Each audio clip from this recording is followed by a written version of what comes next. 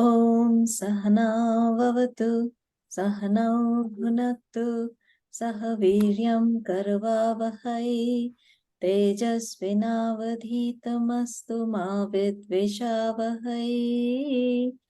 Om Shanti Shanti Shanti. Om Shri Gurubhyo Namaha. Hari Om. Okay, who wants to go first? I'll go first. Sure. Yes, yeah, go ahead. Okay.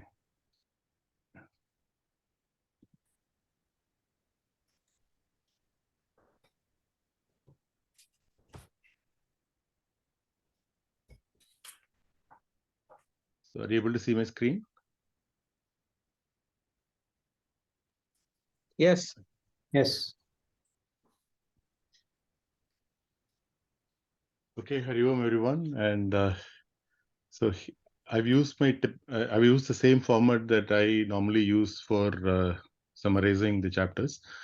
So in this one, I've divided what I'm going to talk under these headings. In the first 1 to 3, where we will talk about the Raja Guhem and Raja Yoga, and then we'll talk about what is the nature of God from 4 to 10, 4 to 10 verses. Then the reasons for the samsara on chapter 11. And then we'll talk about the different types of bhaktas that we have, people who believe, don't believe, and what are the types of upasanas that are there. Then we'll talk about, the sakama and nishkama bhaktas, what are their characteristics and what do they get. And in the last one, we'll conclude with the glory of bhakti from 30 to 34. So I was just comparing when I made this list. Then I compared it with the chapter 7, the chapter 7 content like this, and I could see that they were exactly kind of matching. So which is natural. Like 7 and 9 go together. So in the what are the basic in 1 to 3, when you talk about the qualification, so he starts off with the Raja Guhyam, or the greatest secret. And what is that secret? It is the Ishvara Jnanam, and that too what? The Paraprakriti, or the Nirguna Swarupa Jnanam. So that's what is the secret that is being talked about. And what is the greatest knowledge? Why is it a greatest knowledge? Because it is very easy to practice, it is imperishable, and it leads to the immediate liberation. So one who doesn't understand this, of course, will keep passing from death to death without attaining the God.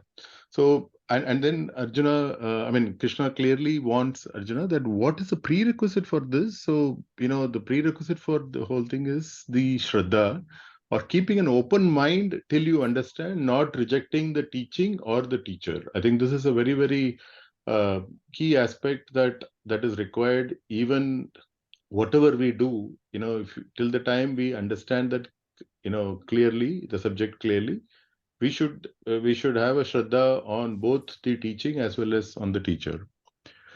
So then we go to the Yushvara Swarupam. So where, from verses 4 to 10, the Lord talks about what is the true nature of the Lord. So it is all pervading, or the Sarvagataha, or it is not available to sensory perception. So none of the 5 senses can actually feel that. So Avyaktaha.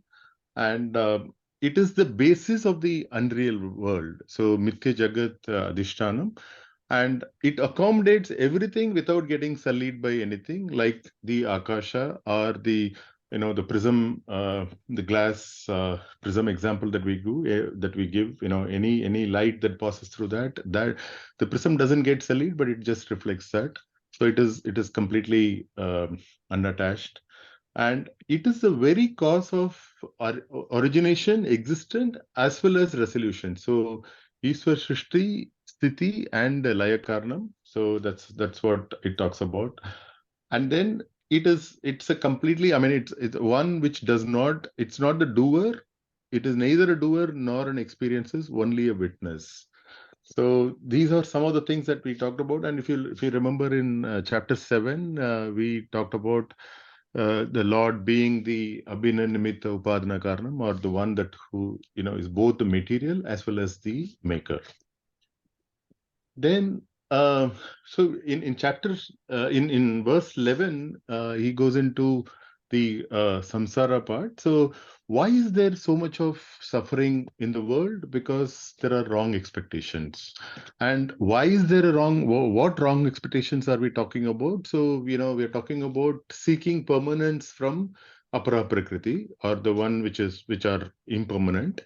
And why do we seek permanence from impermanent? That's because we have ignorance, or we have a lack of knowledge.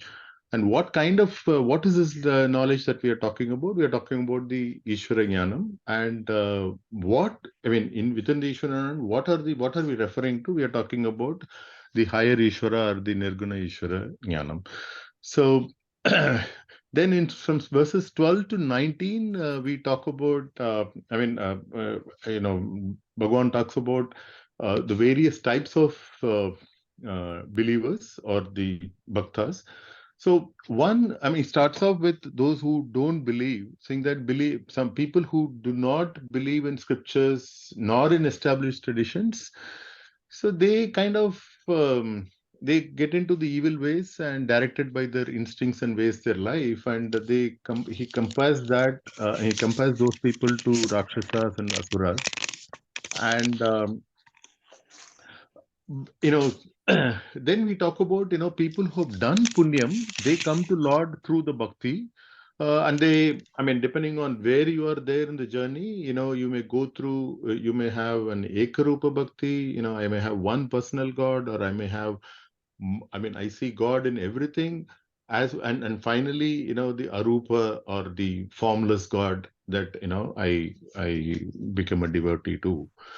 So then, from 16 to 19 are very powerful shlokas, and where we talk about, where Bhagavan talks about, what is the focus, or what is this, the Madhyama Bhakti that we are talking about. So you see Lord in everything we do or experience. So the four shlokas, very very detailedly get into various aspects. So I've just given some summary here. So you may be focusing on, you may visualize God in rituals, offerings, the food we eat, the mantra we chant, father, mother, the grandfather, Omkara, the Om word, and as well as the Vedas. And he's the one who's a sustainer, master, Sakshi, and so on, right? So, and including, the nature things, like, he's the one who causes the rain, one who causes mortality, as well as one who is also immortal, and manifest as well as unmanifest. So, the 16 to 19 completely talks about all the aspects where we see Lord. And from 20 to 29, Bhagavan talks about, the way two types of bhaktas, the one who is a Sakama Bhakta, and as well as one who is without a desire, Nishkama Bhakta. But, the Sakama one, they do reach, Indralok, and enjoy the celebrations there. However, it is like the karma account gets exhausted, they come back, so they don't acquire any new karma, while they are in the Indralok. But, once that is over, their punyam gets exhausted, they come back to the, birth cycle again, and go through the samsara once again. However, those who realize or know the Lord as no different from themselves through worship, the Lord takes care of the yoga kshemam, so both the acquiring part as well as the protecting the acquired. So 922 is a very, very powerful shloka. And 23, 24, also assures you, Bhagavan assures you that, even if the bhaktas worship other gods, they finally reach him only, as alone as he alone is the enjoyer of all the yagnas. Now here we need to interpret it this way, as, it's, even though it is being, told by Krishna, but I think, we can, if you look at the Shiv Purana, or, if you look at the Devi Purana and so on, So I think we can appropriately replace them with that. So it is basically whoever, whatever you do to anyone, finally he or she is the one who's going to enjoy the all the ignas. And depending on who one worships, they reach that particular entity. So a Shiv Bhakt will reach probably a Kailasha, or a Vishnu Bhakt will reach, Vaikunt and so on. So, and 26, 27 are, ones which, give you perspective of what is important, are those very detailed rituals are the ones that are important, or what is important. So he clearly talks about, the Patram, Pushpam, Phalam, Toyam, 126. So only the bhavana or the attitude matters, and every action then becomes an offering to the God, right? So with this attitude, you are released from the bonds of karma phalam, and everyone is equal to God here. Okay. So Lord says that who seek only Him, He is also in them.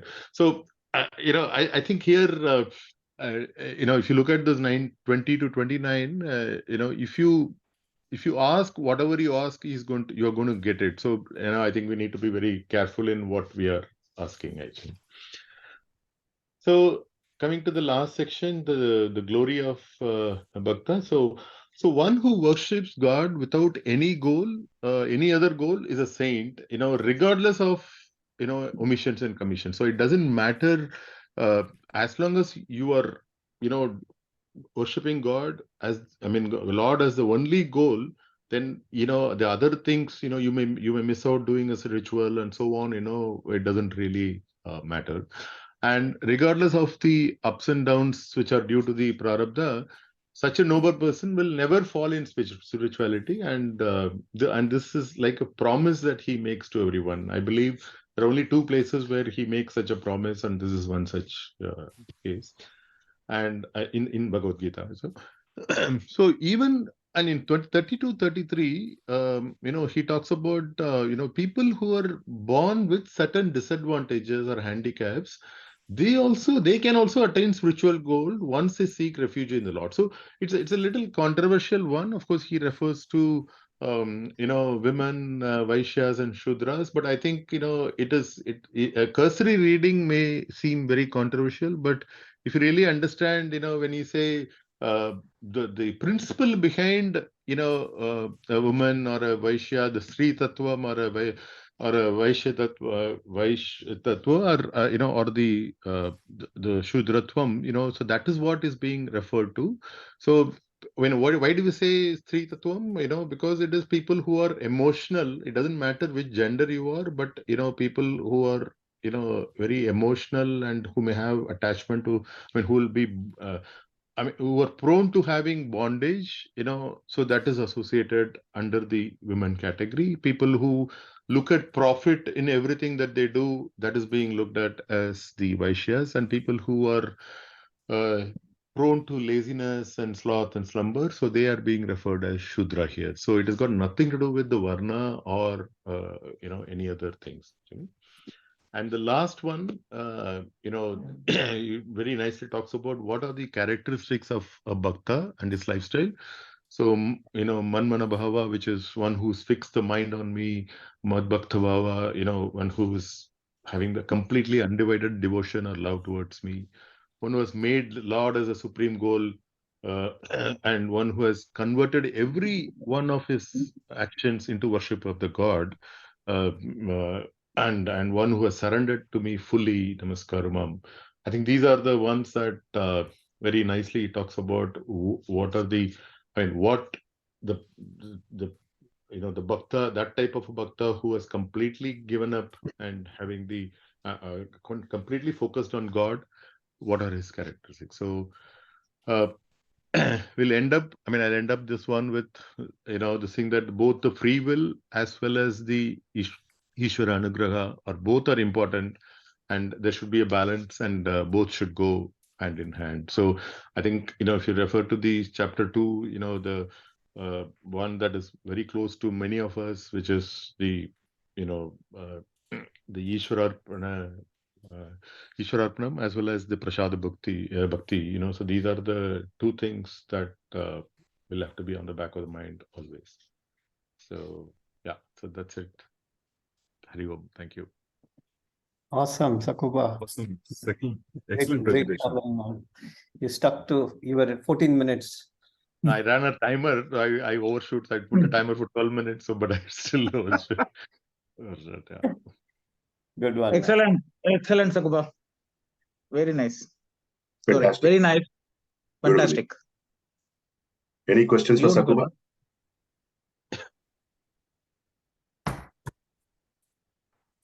Okay, if no questions, we'll go to the next person. Sakuba, awesome. Thoroughly enjoyed it. Thank you. I hope that you'll post it in the group. Yes. Who's Can I going go next? next? Can I go next? Go ahead. All right. Thank you.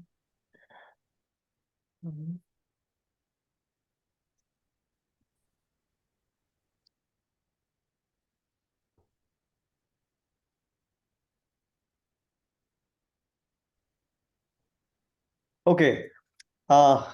Thanks for the opportunity, people. So I had prepared exactly the same format that Sakuba had prepared, a summary. I asked Sakuba yesterday, and then I thought I should do something different. So I'm not going to go through the verse-wise summary that I had prepared, because it's exactly like Sakuba went through, but maybe even more abstract is my summary. What I thought was I will deep dive into one of the verses, like Sakuba said. Verse 22 is perhaps a very powerful verse, and I thought I will deep dive into that verse alone for today's summary class for my session. Yeah. So verse 22, it goes like this. It is Ananyas Chintayanto Mam Ye Janah Paryupasate Tesham Nityabhiyuktanam Yogakshemam Vahamyaham. What it translates to is that to those men who worship me alone, thinking of no other, to those ever self-controlled, I secure for them that which is not already possessed by them and preserve for them what they already possess. That is the literal translation of verse 22. Going to cover some of the key highlights that I found in the textbook. So my session may not take as long, but let us see how much time I need. Yeah.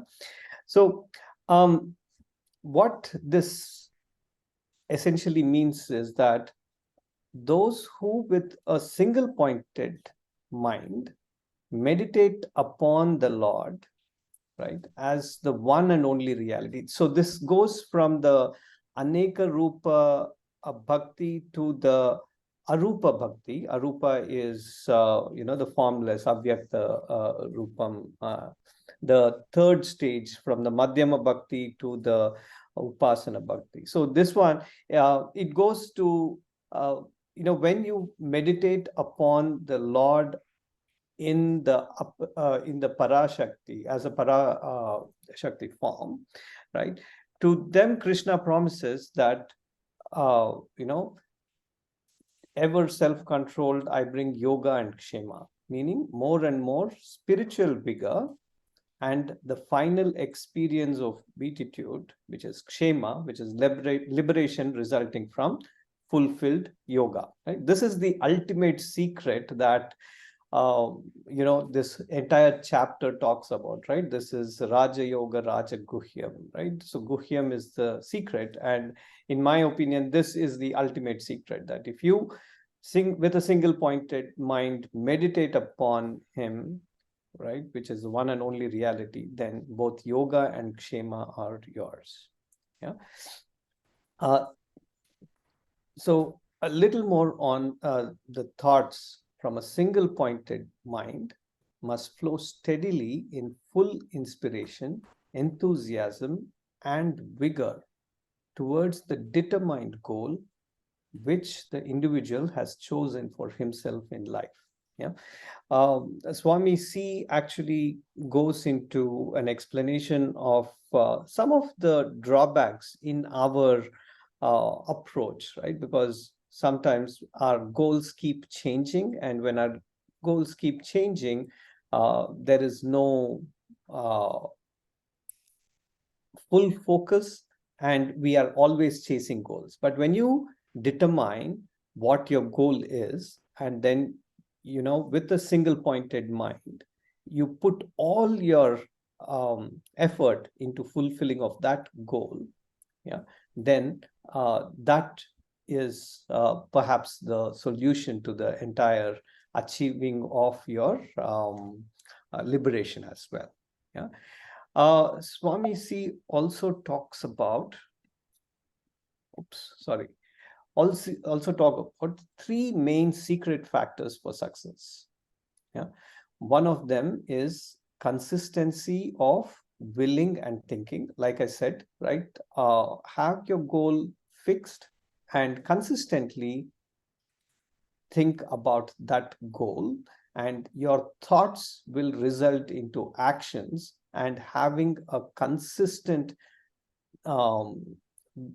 willing and thinking. The second factor is pouring out ourselves with a singleness of purpose. Yeah. And then the third secret factor is self-control. Self-control, so that your goal is not changed, and you're consistently putting your effort for that single goal. Yeah. Then Swami C says, to the one who is capable of maintaining the three factors and pursuing them diligently, there need be no anxiety to gain nor worry to guard, because these two responsibilities will be voluntarily taken up by the Lord himself. Yeah. So that's what, going back to this thing, yoga kshemam vahamyaham. So, right. So that is what this whole verse 22 is about. I will pause, and that was my summary. Thank you. Superb. Thank you. Only the blue background changed to green. Yeah. Very nice. I'm glad that you Excellent. focused on 22, which was so. I mean, which I just glanced through it, but I think you good that you went through that 22. Yeah. Very Yes. nice. Any questions for Uday? All right. Who's going next?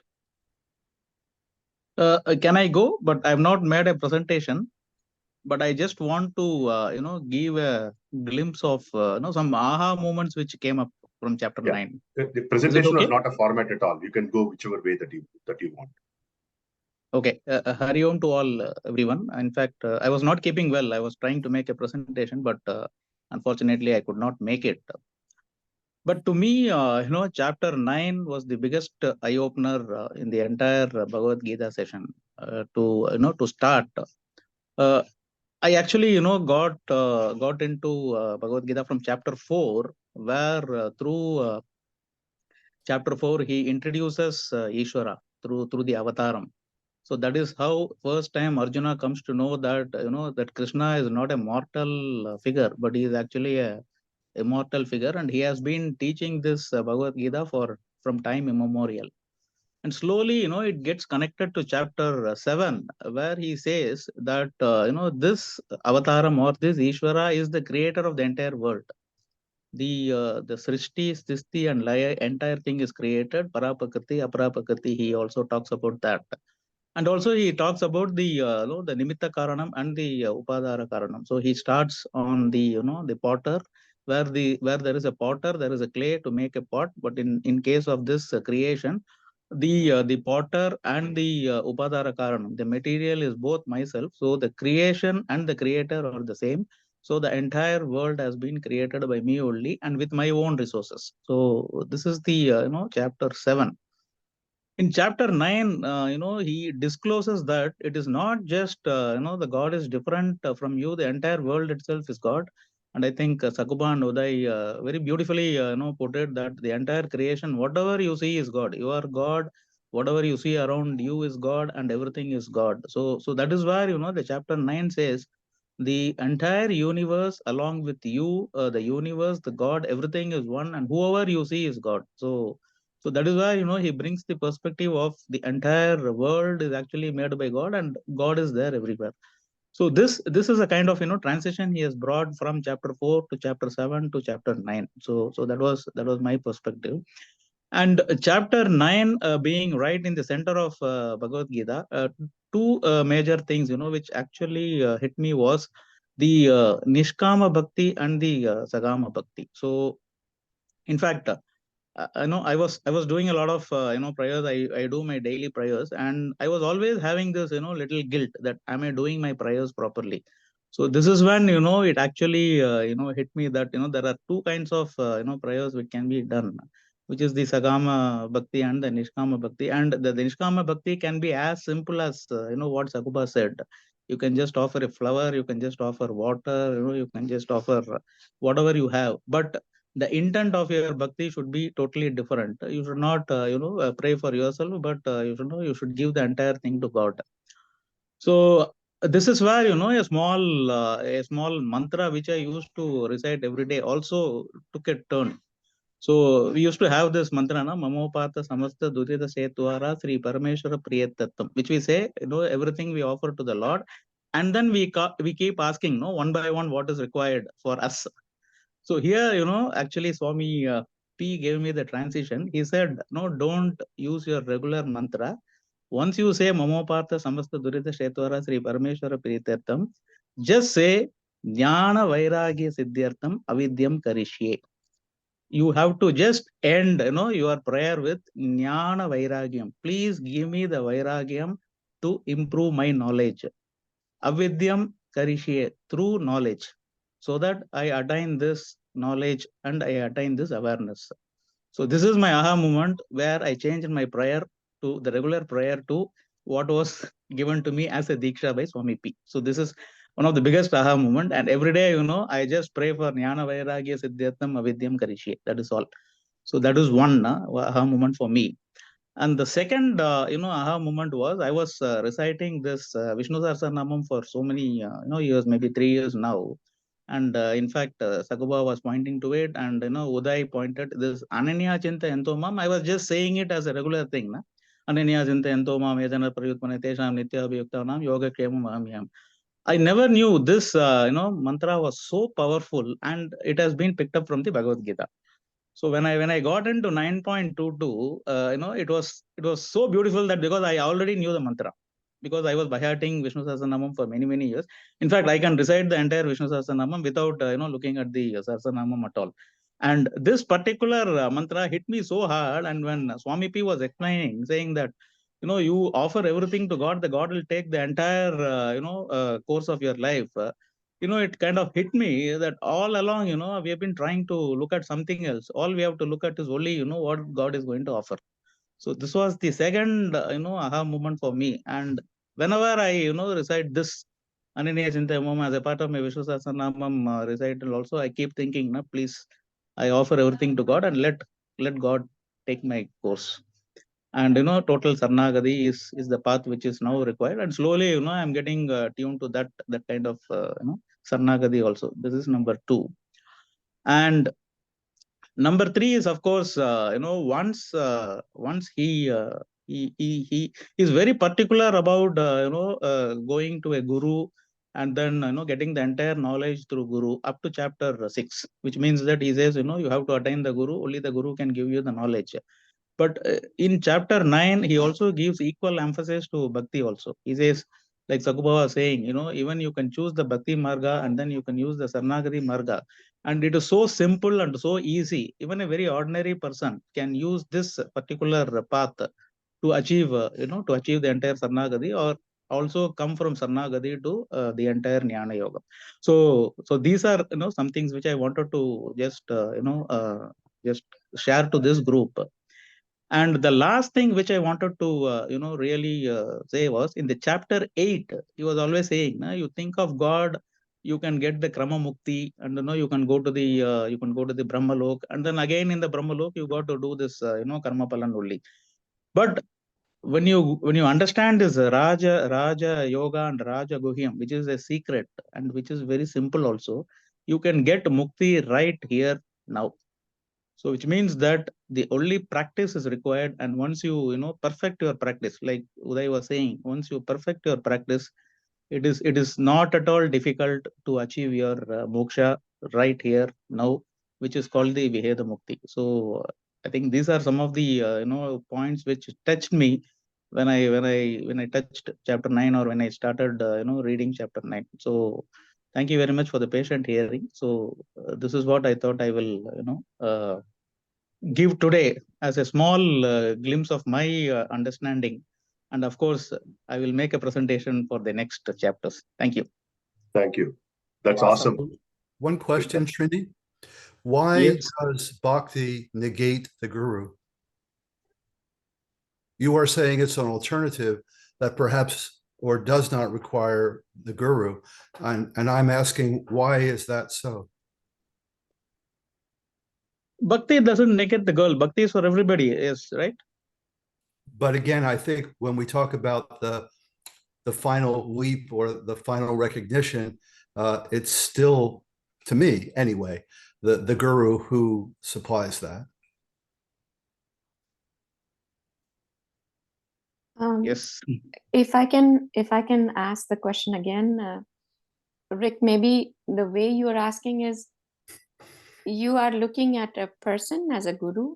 Sometimes you may not have a person as a guru, but you are forming that guru in your mind and have that bhakti, and you can achieve that.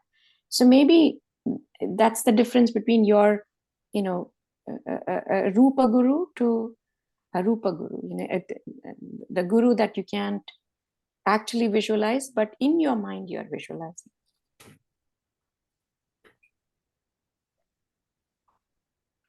Any other questions for Srini?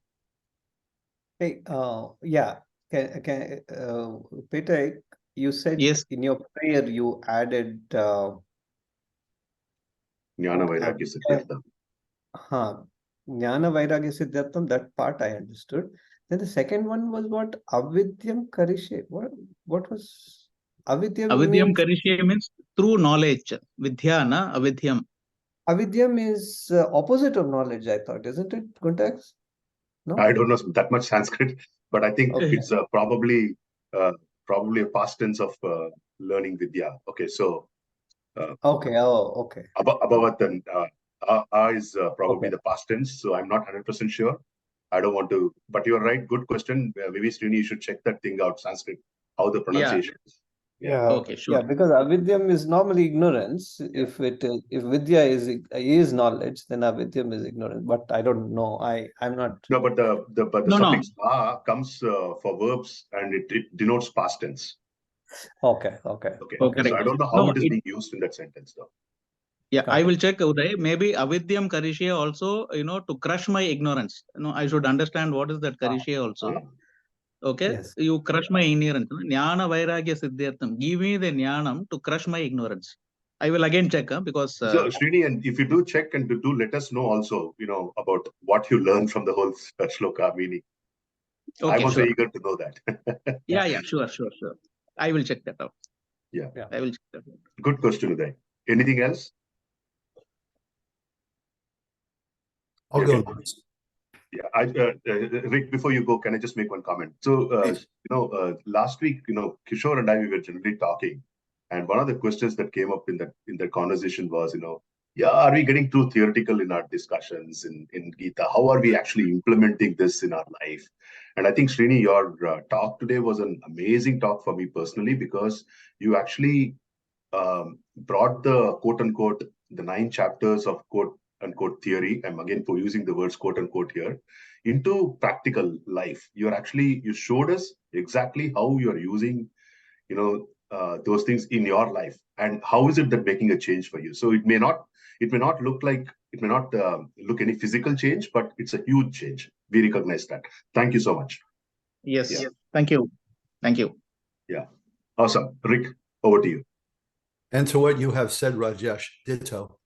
One of the things I love about Srini, your approach, is you always want to know about aha moments. And this is the first chapter summary I've done with this group. And to me, again, the whole import of what we do is how our own spiritual practice is advanced. I'm not saying we shouldn't do a chapter summary, but I think a chapter summary, perhaps we take turns as to who does the actual summary, and then people share within the chapter, within the discussions, what moved their spiritual practice forward. Because I think that, again, is why we're really here. That was my objection to the quiz, because this is not a class in the sense of what can I retain intellectually. It's about how I can advance spiritually. So that being said, I picked certain verses, or actually even portion of verses, and I'm using some paragraphs that Swami Dayananda has in his Gita home study. And again, for me, this was a beautiful chapter, but what I found most, I love that Krishna continually says how easy it is. And he says that here as well. And I want to say that the normal pushback to that is it's easy if you're prepared. But we also have a verse here for somebody who's not prepared at all in terms of their habits and lifestyle, but who has had a glimpse of the vision and the assurance that that person will fulfill the transformation of their life to live that vision. So I think that's just an important point again and again. We all put distance between ourselves and the goal, something that none of our Swamis will do. Why should we do that? Anyway. Another aspect of this is for me, and let me continue here. So I will start, and I didn't prepare slides. So again, I haven't done this with the group before. And not that that's mandatory. I understand that, but okay. So in the first verse, whereas the most secret knowledge together with immediate knowledge, I will explain clearly and in detail, and knowing which you will be released from all that is inauspicious.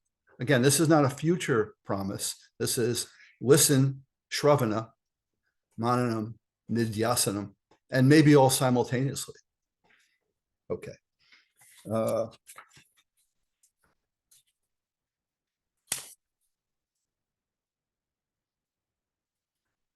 So from Swami's Gita home study, another thing that makes it the greatest secret is its worth. What is sacred or precious is always secret. You cannot keep a large emerald as a table weight. It will disappear in no time. Anything that is precious or rare is kept secret. So saying it is the most secret is saying it is the most precious. This knowledge I am going to give you, which is the knowledge of Brahman as yourself, I am not simply going to state that there is Brahman. I am going to prove that you are Brahman. I will bring you an immediate appreciation of this knowledge as yourself.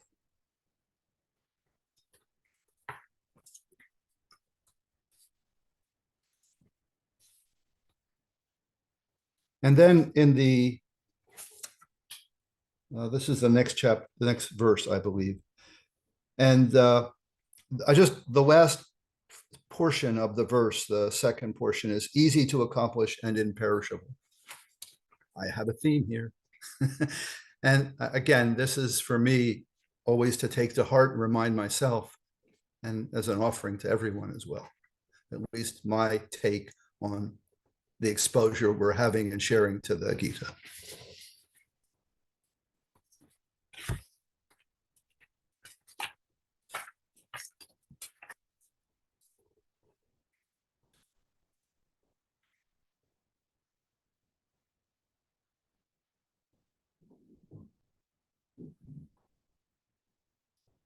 Okay. Because Bhagavan has described this knowledge as Raja Vidya, Raja Guha, one can fear it is beyond one's capacity to attain. This notion is a deterrent to even understanding the pursuit, and so it has to be addressed. If someone is asked to lift something which is beyond his capacity, even looking at it, he will feel weak. Similarly, one can think that there is a lot of effort involved in gaining this knowledge. In fact, it is very easy to pursue because you need not make any effort, you simply have to know. The means of knowledge, pramana, is available. The teacher is there. All you have to do is expose your buddhi. The Shastra makes this ahankara drop. It is like seeing these words right now. What effort do you make? Your eyes are open. The printed page is right in front of you, and you see the words. You are not doing something. Your eyes are open, and you happen to see. Even if you do not want to see, you will see if the eyes are open and are backed by your mind. It is the same for any piece of knowledge. Atma is Sat Chit Ananda. All you have to do is expose yourself to the teaching and see exactly what the words say. Your will or effort is not involved. This is what they call surrender. You need not do anything. The words take care of the job of revealing what the self is. This is teaching. And he goes on to say that any knowledge is like that. Okay.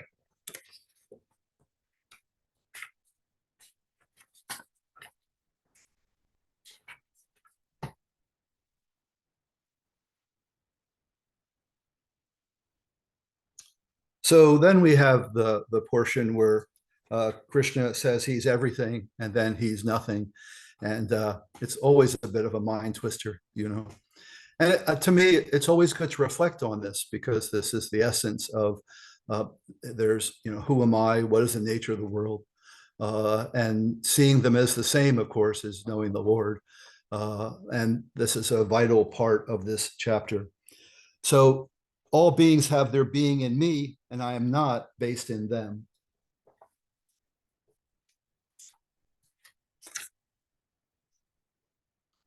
So this is really one of my favorite topics, and this is in the tapes, the 3 tapes that we listen to. Swami Dayananda talks about the difference between understanding existence and seeing existence in form of that, in the form of that which is existent, which is our reference point. Vedanta just reverses this orientation.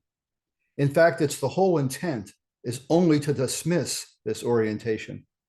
It says existence is not an attribute. It is unlike anything that we know. To this existence, it is the objects that are so-called attributes. Let us look at it in a simple form.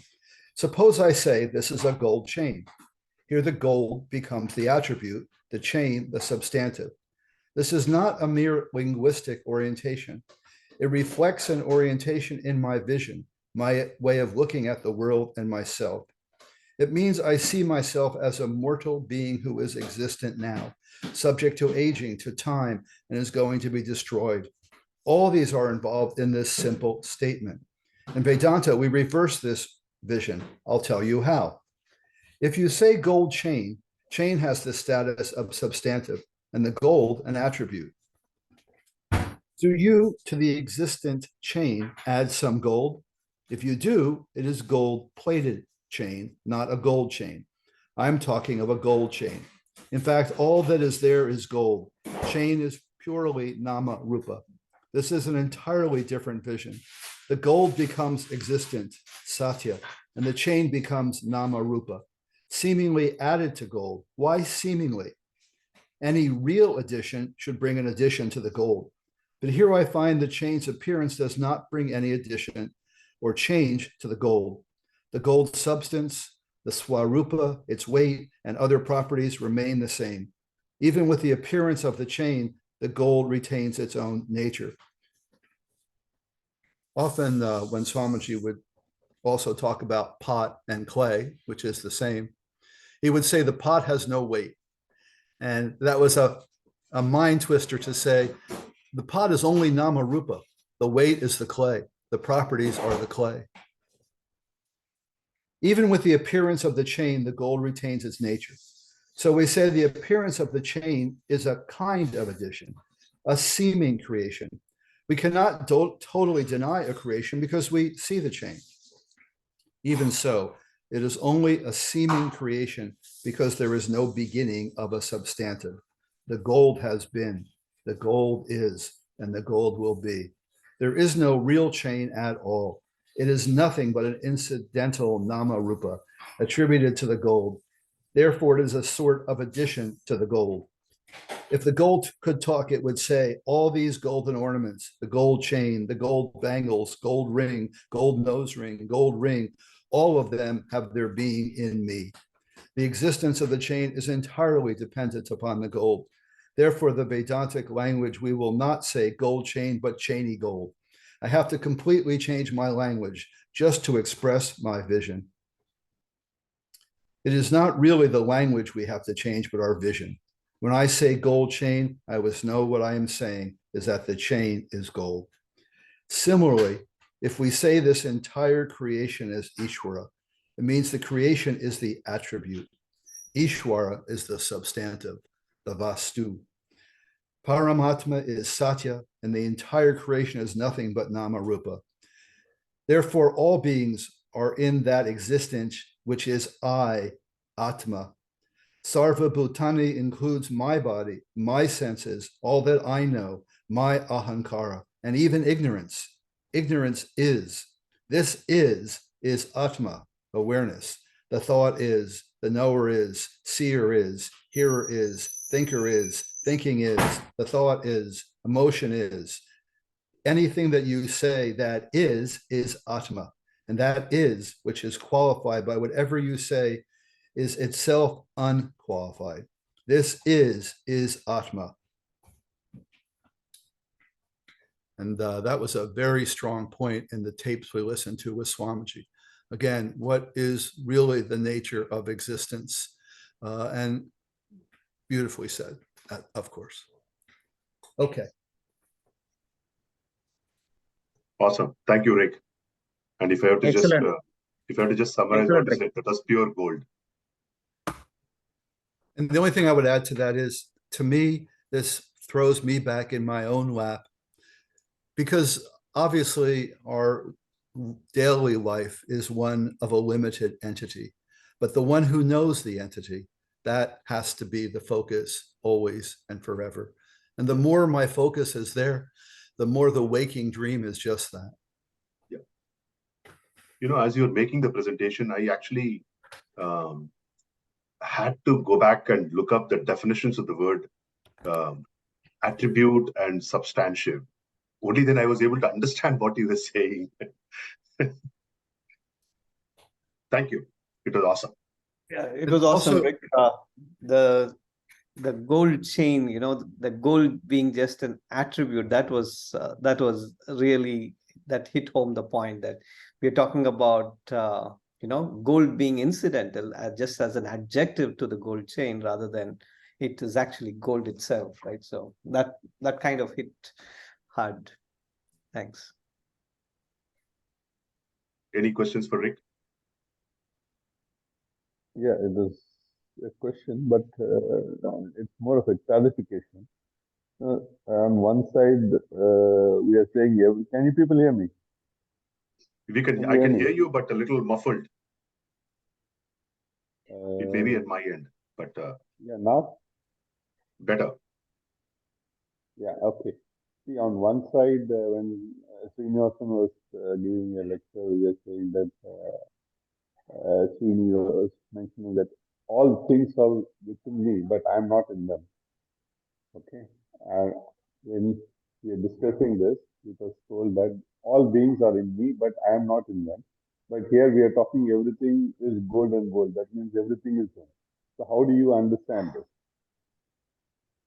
and that's the second part, how I am not in them. And let's take water and wave as an example. Water and wave, water and ocean. The wave is entirely dependent upon water, but water itself is independent of wave. In the wave is nothing but water is not wave. In the same way, we can say the pot is nothing but clay, but when we think of clay, we do not necessarily think of pot. So the substantive is not in the limited or in the nama rupa, but the mithya cannot exist without satyam. Satyam can exist without mithya, but there is no mithya without satyam. And in that way, the Lord or awareness never becomes that which is name and form. It always remains formless and limitless. My understanding.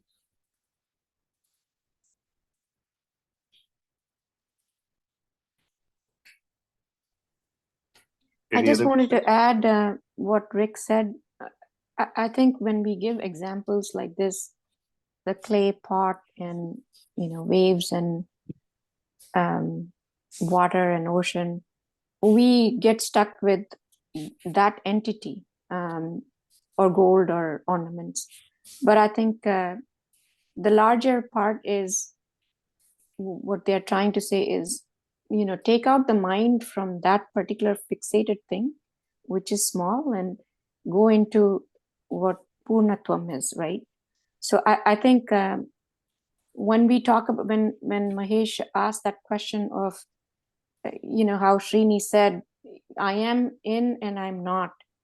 I think what God is trying to tell us or tell us is, take out that mind out of it, but be focused with that. So can you do both of them is what we need to see, and how we can also try to separate them. And maybe that's when we understand who we are inside, right? Not just the outside part of it. So I just wanted to add that, but it's very abstract. But thank you. So next, who's going next? I can go. Okay, Alpana. Is there anyone else? Otherwise, yeah. So, yeah, I'm also planning to cover the same similar thing as Rick covered.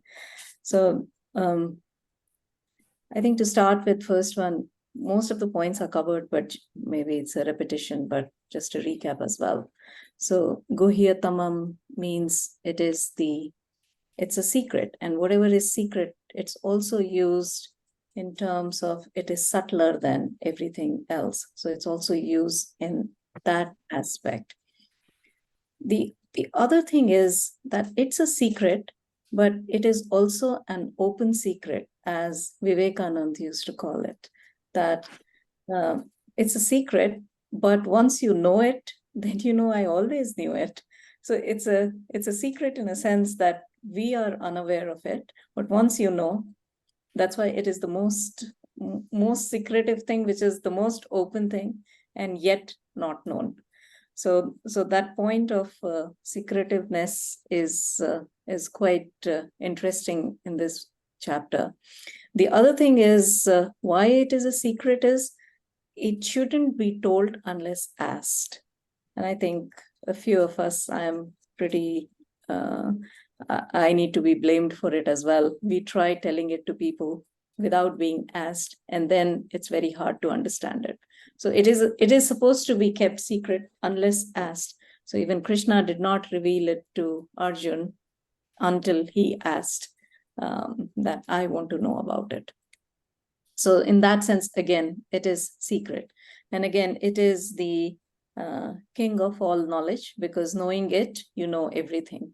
So taking the example of golden chain, if you know about the gold, then any ornament that you make out of it, you will know the properties of the gold. So you know the properties of how it will behave. So knowing which you will know, obviously you will not know how to make a chain or a necklace or any of those things, but you know the substance with which it is made. So if you know Brahman, you will know everything. And that's how it is linked to Gyan and Vigyan. So Gyan is knowing that Brahman is, and you are that Brahman.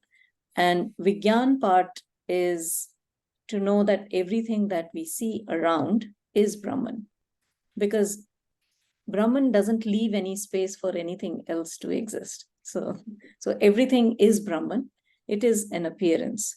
So going to now the two shlokas which are a little bit confusing, and yeah, I think Rick pretty explained it pretty well.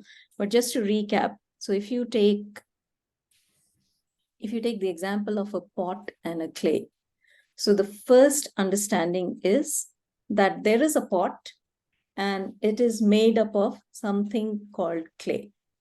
So in that, it appears that the clay exists in the pot. There is a pot and the clay exists in it. So that's how he's saying that I am in everything, right? Then the second step is when you look at it, that, oh, it is actually a clay in which the pot exists, because the clay has been formed into a particular shape. So it appears in the second stage is that the pot exists in the clay. But then when you go further deeper into it, you realize that there is nothing like a pot which is separate from the clay. It is through and through clay. So that's why then nobody exists in me. So the pot is nobody and the clay is being related to as Brahman. Another way to understand is when we say that the clay exists in the pot. When we say anything exists in something, we say, oh, there is a pot and inside that there is some clay. But that's not the case. In the other way around, when you say the pot exists in the clay, again, there is nothing like clay and there is not something which is existing inside that enclosure or anything like that. We are referring to the same thing as the pot, which is just the name. You can just think of it as clay on which a form has been imposed. And that form has a name which is given as a pot. Okay. Now, one more point that I wanted to highlight was, and it probably refers to what Mahesh was asking. We tend to think that the pot and the clay, they belong to the same level of reality. That's how we look at it, because we see a pot and we see clay. But in reality, the clay belongs to a reality and there is a superimposition of name and form on it. So they actually belong to two different levels of reality. Similarly, Brahman belongs to absolute reality on which there is a superimposition which belongs to the transactional level of reality. Now, if things belong to two different realities, there actually can be no relationship between them. Like, there is no relationship between the person in the dream and the waking world because they belong to two different realities, right? And hence, this relationship of who exists in me or who does not exist in me cannot happen between two levels of reality. Another example, screen belongs to a particular reality. The movie on it is a superimposition. It's an illusion because it doesn't really exist. So can you say the movie exists in the screen? It may appear to be because it is superimposed on it. Without the screen, the movie cannot exist. Other way around also, in the movie, does the screen exist? No, it doesn't exist. We don't even see the screen in the movie. It's just the adhishtan. It is the substratum of it.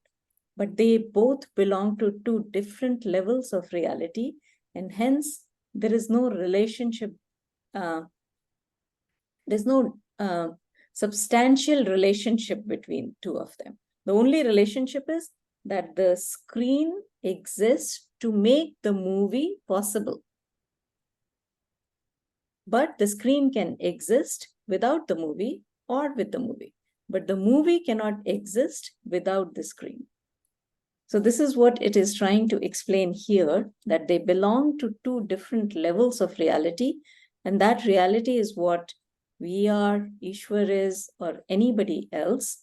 So it may appear to be existing in everything, because without the screen, the movie will not exist. So it appears to be in the movie, yet it is not in the movie, because they belong to two different levels of reality. So that's another way to understand this concept. You can use the gold and chain example, water and wave, pot and clay, or movie and the screen, to differentiate.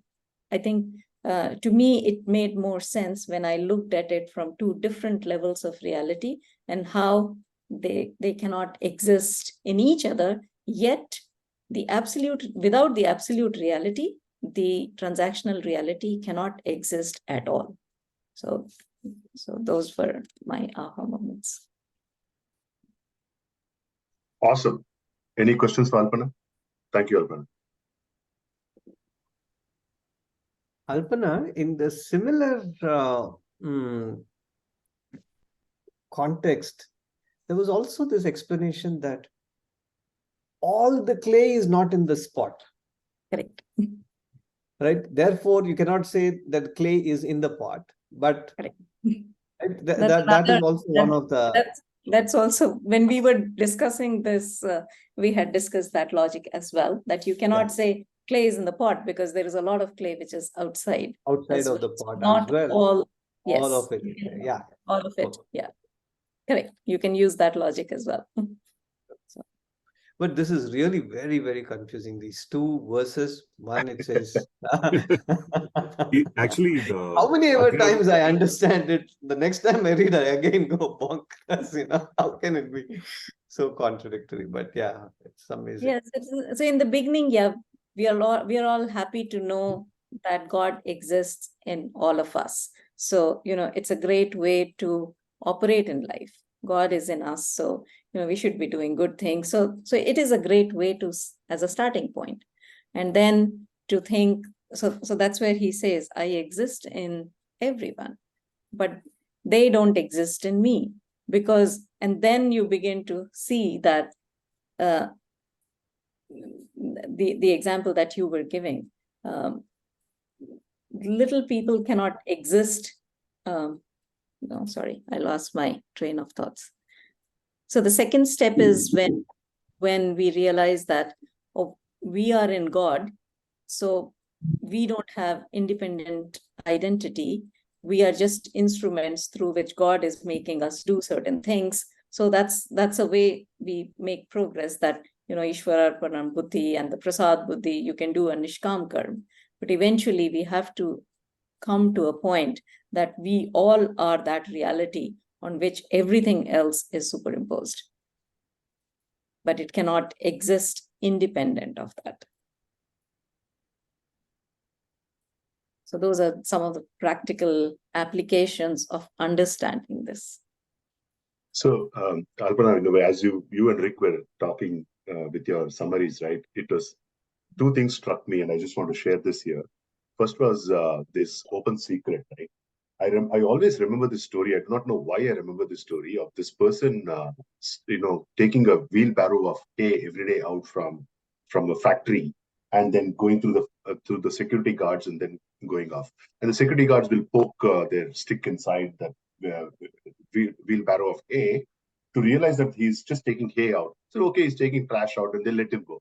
On the day when he's retiring, the security guard who is there still, he asks the guy, I know you're stealing something. I don't know what you're stealing. Every day I check it. There's nothing inside. What are you exactly stealing? He said, I'm stealing the wheelbarrows. Okay, so it's like an open secret. I'm taking it openly, but nobody can ever make out that I'm doing it, right? And that's there was another story where through the Silk Route, somebody goes and he was actually stealing the donkeys. The donkeys had nothing on it, but he was stealing the donkeys and he was taking them openly every day. Yes. Yeah. And the other thing that, Swami P talks about, which I heard recently about a couple of weeks back, is the differentiation between different levels of reality. He says that, one level, the higher level of reality is always a good friend to the lower level of reality. And the way that he uses his words very, very powerfully, and he gives a beautiful example. He says that, is water a friend of sand? Answer is no, because water can wet the sand and they can become together. But however, the sand is a friend of mirage water. So when you see out in the distance and you see sand and you also see water, but if the water is actually a mirage, okay, then which is existing in a different level of reality, which is in our mind, okay, then that mirage and that sand, mirage water and sand are good friends because the mirage can't exist without the sand. Okay, whereas the sand can exist independent of the mirage. Correct. That hit me so hard, saying that, okay, hey, these are two different levels of reality and it works so beautifully. Yeah. So in Tibet, they also call this knowledge an open secret. Same exact meaning. Also, I want to add in Zen Buddhism, and many have heard the expression, and Donovan, the 60s artist, did a song in which he sings, first there is a mountain, then there is no mountain, then there is. It's the same understanding. First it's subject object, there is a mountain. Then there is no mountain because there's only the subject, there is no object. Then there's only Satyam, there is no Mithya. And then there is a mountain because you understand Satyam and Mithya. So it's fine that the mountain is there because you understand what the reality really is. It doesn't obscure it. In the same way, the wave can't cover water. Beautiful. I have to say, I have to leave momentarily. My wife and I are picking up our daughter at the airport. So thank you, everyone. Hari Om Rick. Thank you. Anybody else? Anybody else summarizing chapter 9? And next week we do?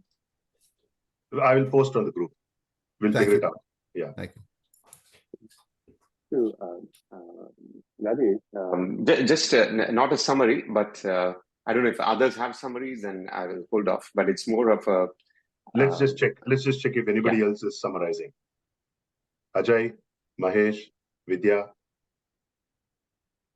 Yeah, can I do next week, Rajesh? I'm not prepared yet. Okay, done. Next week. Okay. I'm not prepared yet. Okay. All right, Mahesh. Okay, he's on mute. All right, Kishore, you go. That is next week. Okay, fine. Okay. Kishore. Sounds good. So on this independent existence and the different realities, yet another way I was just thinking and wanted to share this is, when we look at it even in the very practical sense, the whole world of objects is only seen by us in our mind, right? And when those come in through the sensory organs, and then the picture is formed in the mind, unless there is consciousness, or unless there is the eye of the eye, as they say, that didn't happen, right? That reality, that is not reality, right? In the sense that there is something that needs to be there to actually see this picture, mental picture that's getting formed from the sensory inputs that's coming, right? So, so even there, you can see, even if you look at it from that angle, there is that. So, did all those objects and everything, that the sounds that I'm hearing that exist?